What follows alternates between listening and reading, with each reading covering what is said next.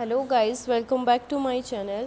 आज हम करेंगे book management accounting and financial reporting, जिसमें हम चैप्टर करेंगे 15 जो कि है कॉस्ट ऑफ कैपिटल, जिसमें हम पहले फॉर्मूलेज देख लेते हैं कैसे करने हैं। फर्स्ट है कि कॉस्ट ऑफ कैपिटल हम चैप्टर स्टार्ट करने जा रहे हैं, जिसमें हमें कॉस्ट ऑफ डेप्ट निकालनी है, जिसको हम बोलते हैं केडी शॉर्ट फॉर्म में।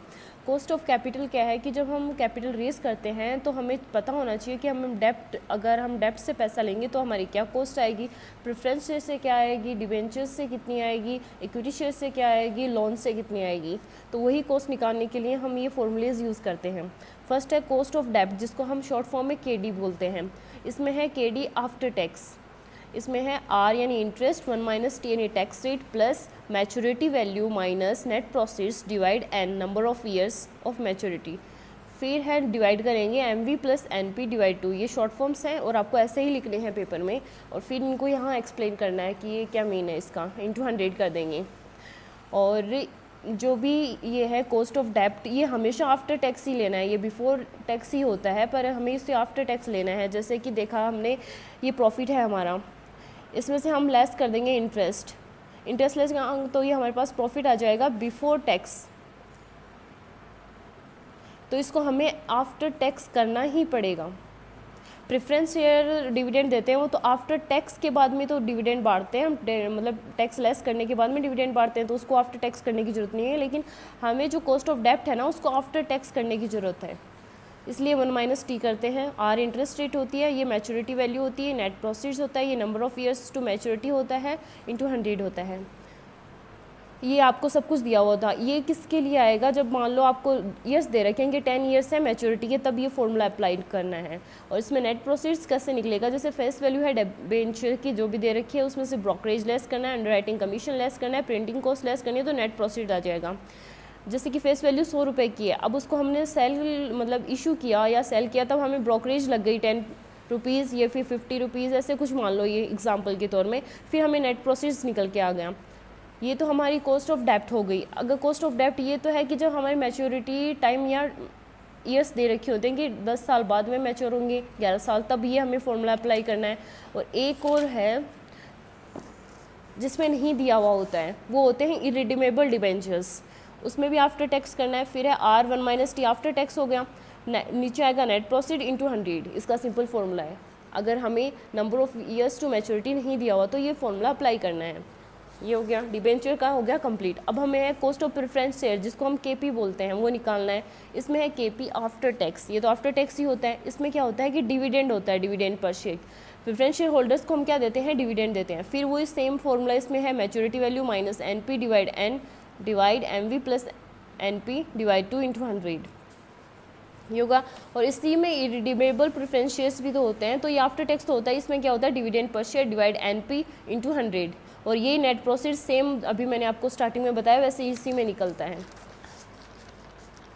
अब हम निकालेंगे cost of equity shares. Equity shares की कॉस्ट निकालेंगे by using EPS, by DPS और ग्रोथ रेट, 3 हैं इसके बेसिस। अब जब हमें अर्निंग पर शेयर दे रखा हो तो हमें ये फॉर्मूला लगाना है, K E equals to earning per share divide ये जो कॉस्ट ऑफ इक्विटी शेयर है उसको हम डिवाइड करते हैं मार्केट प्राइस से, इंटू 100। यहाँ नेट प्रोसीड तभी आएगा जब कुछ न्यूली इशूड इक्विटी शेयर्स हैं, आपको क्वेश्चन में बोल देगा कि ये न्यूली इशूड है, तभी लेना है, वरना मार्केट प्राइस ही आता है हमेशा। फिर है डिविडेंड वाला फॉर्मूले में क्या होगा, K E equals to dividend per share divide market price into 100, ये फॉर्मूले हो गए। जब ग्रोथ रेट भी दी हुई हो ना, तो इनमें क्या होगा, प्लस जी हो जाएगा, प्लस जी हो जाएगा, जैसे कि इसमें एग्जांपल के तौर में लिख रखा है प्लस जी, ऐसे होगा, इनमें ग्रोथ रेट ऐड हो जाएगी। ये इनके क्वेश्चन करेंगे तो आपको इजीली समझ में आ जाएंगे। अब है अर्निंग पर शेयर कैसे निकलता है, नेट प्रॉफिट आफ्टर टैक्स दिया होगा आपको, उसमें से प्रेफरेंस शेयर डिविडेंड लेस कर दोगे तो हमारे पास जो भी अर्निंग है इक्विटी शेयर होल्डर्स के लिए वो आ जाएगी, उसको नंबर ऑफ इक्विटी शेयर से डिवाइड कर देंगे तो हमारे पास ईपीएस आ जाएगा। ये तो इसके फॉर्मूले कंप्लीट हुए। सॉरी, एक और रह गया है जिसको के आर बोलते हैं, कॉस्ट ऑफ रिटेन अर्निंग। इसमें के are equals to K E 1 minus T P यानी पर्सनल टैक्स 1 माइनस ब्रोकरेज, ये इसका फॉर्मूला है। और ये नीचे तो और में इसलिए लिख रखे हैं, जैसे के ई के कितने फॉर्मूले थे, 3 फॉर्मूले थे, वैसे 3 फॉर्मूले, और ये सेम ही है। के आर का क्या फॉर्मूला होता है, के are equals to K E 1 minus T P 1 minus B, तो टी पी होता है पर्सनल टैक्स रेट और बी होता है ब्रोकरेज। ये आपको अलग से क्वेश्चन में दिए हुए होंगे अगर जब आपको के आर निकालना होगा। अब हम फर्स्ट लास्ट इलस्ट्रेशन तो नहीं, पर जो कि एग्ज़ाम के पॉइंट ऑफ व्यू से इंपॉर्टेंट है, 14 से आएंगे अगर आपके इलस्ट्रेशन आएंगे तो हम वहीं से स्टार्ट करते हैं। इसमें है बुक वैल्यू वेट्स के हिसाब से दे रखा है। From the following information is available with regard to the capital structure of Rajasthan beverage limited.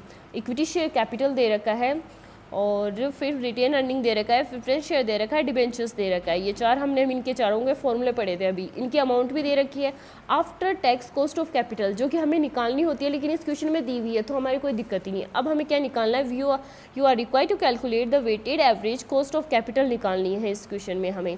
तो वो कैसे निकलती है, देखो वो भी दो मेथड हैं, जो आपको अच्छा लगे वो कर सकते हो आप। जैसे कि हमें सोर्स तो दे ही रखे थे, फिर अमाउंट भी दे रखी थी, और आफ्टर कॉस्ट ऑफ कैपिटल भी दे रखी थी। तो हमारा एक मेथड तो है कि इसको वेट दे दो। ये क्या है, 3,50,000, 2 लाख, 1.5 लाख और 3 लाख, इनका टोटल करोगे तो 10 लाख आ जाएगा। तो 3,50,000 डिवाइड 10 लाख करोगे तो 0.35 आ जाएगा। ऐसे वेट्स दे दिया, इनको दे दिया। फिर आफ्टर टैक्स कॉस्ट दे रखी है, इनको इंटू कर देंगे तो हमारे पास वेटेड कॉस्ट आ जाएगी। फिर लास्ट में जाके इनको इंटू 100 करेंगे तो परसेंट में आ जाएगी, तो वो हमारी weighted average cost of capital आ जाएगी। बहुत ईजी है, अगर आपको ना समझ में आए तो फिर रिवाइंड कर लेना। फिर एक और मेथड क्या है, अगर हमें सोर्स ऑफ तो दे रखे हैं, अमाउंट भी दे रखी है, आफ्टर कॉस्ट भी रेट भी दे रखी है, तो हमें क्या करना है, अमाउंट को इसको इंटू कर देना है। इंटू करोगे तो आपके पास आफ्टर टैक्स कॉस्ट, ये तो रेट्स थी या ये रुपीज़ में आ जाएगा, आफ्टर कॉस्ट ऑफ कैपिटल आ जाएगी, ये आ गया। अब इसको क्या करना है, इसको आपको डिवाइड करना है वेट से, इंटू 100 करना है। मतलब इन दोनों का मीन अगर आप देखो तो सेम ही निकलता है, बस इसने क्या किया, वेट पहले ले लिया, इसने नीचे वेट से डिवाइड कर दिया। ये मेथड कंप्लीट होता है, और कल हम करेंगे illustration 15। Thank you for watching.